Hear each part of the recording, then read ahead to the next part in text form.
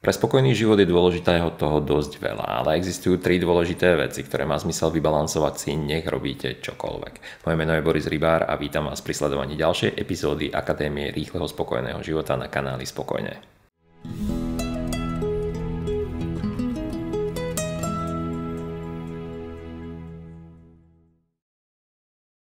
Všetci v živote niečo hľadáme, ale svojím spôsobom hľadáme to isté miesto. A to bez ohľadu na to, či vo svojom živote považujete za dôležitejšie zdravie, šťastie, lásku, peniaze, úspech alebo kvalitný účes. Bol by som ochotný staviť sa, že nech idete vo svojom živote za čímkoľvek, tak to miesto, ktoré hľadáte, bude zmysluplným priesečníkom týchto 3 dôležitých vecí. Bezpečie, radosť, sloboda.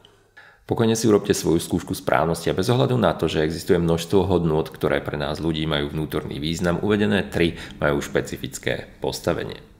Chceli by ste zarábať napríklad tonu peňazí v práci, ktorú ste si slobodne vybrali a je pre vás bezpečná, ale nemáte z nej radosť. Alebo by ste chceli byť vo vzťahu, ktorý vás síce naplňa bezpečím a radosťou, ale necítite sa v ňom slobodný?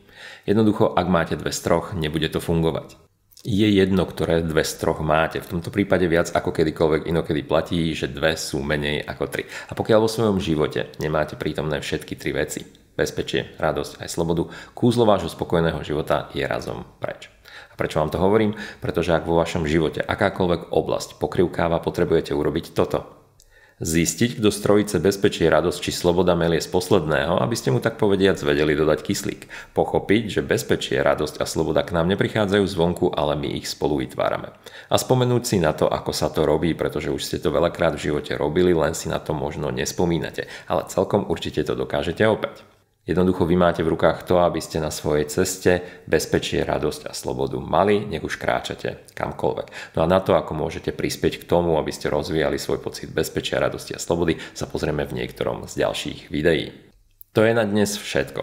Ak vás zaujíma spoznávanie seba samého a vedomá práca so sebou samým, prekliknite sa na môj web www.spokojne.sk, pozrite si video o tom, čomu sa venujem a prípadne mi napíšte. Rád vás poznám osobne. Teším sa na vás.